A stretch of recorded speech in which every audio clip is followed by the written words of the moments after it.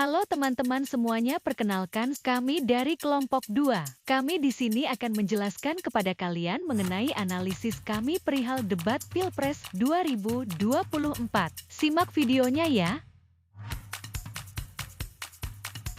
Sebelumnya, apakah kalian pernah menyaksikan debat Pilpres 2024 di televisi atau di handphone? Jika belum memahami sini, saya jelaskan mengenai analisis fungsi ganda debat Pilpres 2024.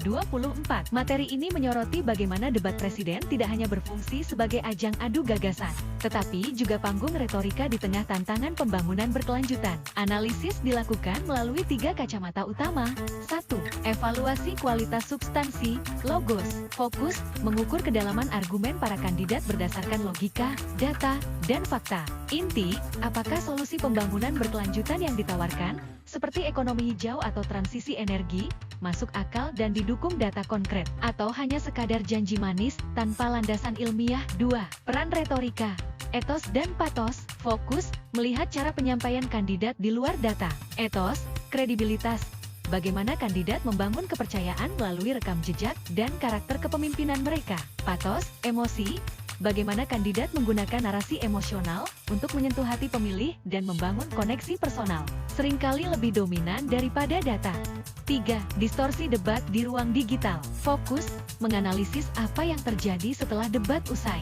Inti, di era digital, substansi debat sering kali terpotong di TikTok Reels atau dipelintir, framing, oleh pendukung buzzer, sehingga pesan utuh tentang pembangunan sering kali hilang dan digantikan oleh gimmick atau serangan personal.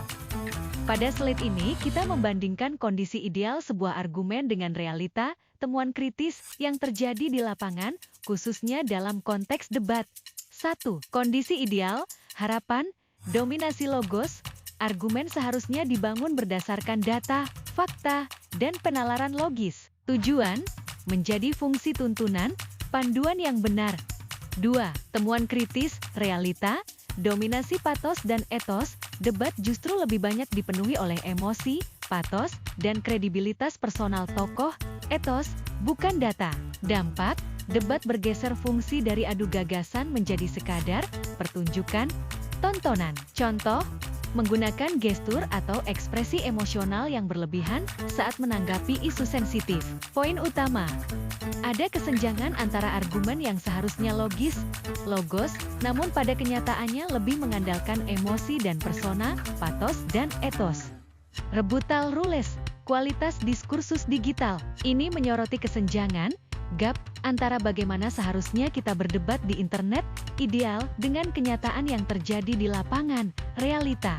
Berikut adalah poin-poin utamanya. 1.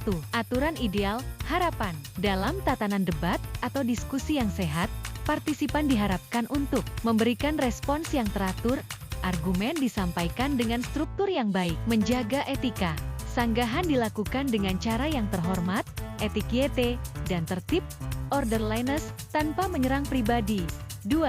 Temuan kritis, realita di dunia digital. Kenyataan di ruang digital saat ini justru sebaliknya, dominasi negatif.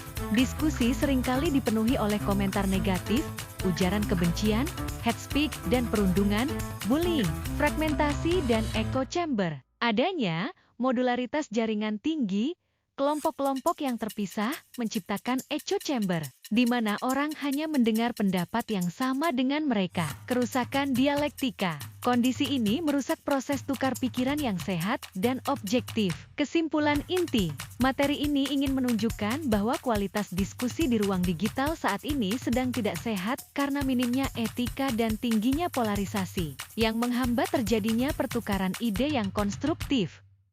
3 dimensi fungsi ganda. Opening session atau kedalaman isu, tuntunan, publik sangat antusias, menantikan solusi teknis mendalam untuk isu seperti keamanan dan pertahanan. Debat session atau argumentasi strategis teknis.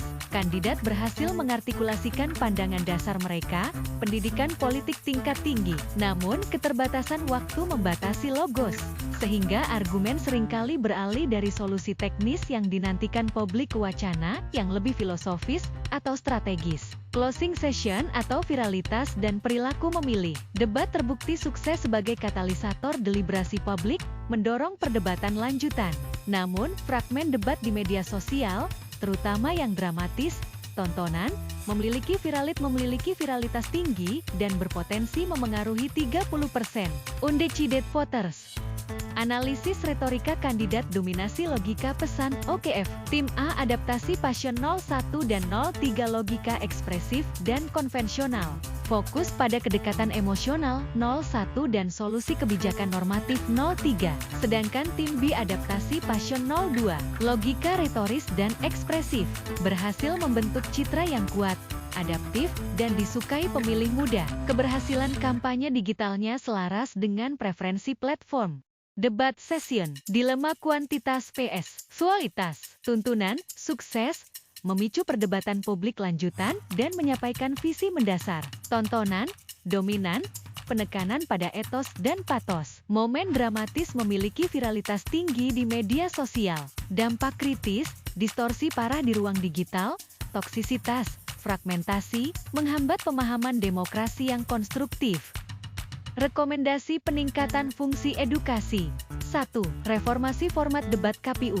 Perpanjangan waktu untuk elaborasi argumen kebijakan secara mendalam, logos, dan penetapan aturan ketat terhadap interaksi personal yang tidak relevan. 2.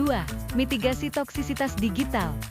Kolaborasi regulator platform untuk mengurangi penyebaran ujaran kebencian dan mendorong klaster komunitas yang lebih inklusif.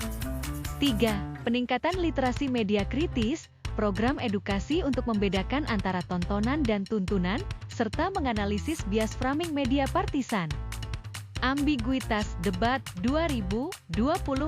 Debat Pilpres 2024 adalah instrumen yang ambigu, sukses sebagai platform media massal, dan katalisator keterlibatan publik. Bermasalah sebagai institusi pendidikan politik yang konstruktif, karena dominasi retorika non-substansi, dan distorsi toksik di ruang digital. Akhirnya kita sampai di penghujung pembahasan. Kalimat terakhir dari Rocky Gerung bahwa, kita memelihara republik karena kita ingin hidup dalam kesetaraan, kemajemukan, dan keadilan. Marilah merawat republik dengan akal sehat, agar para monster tidak menguasai malam.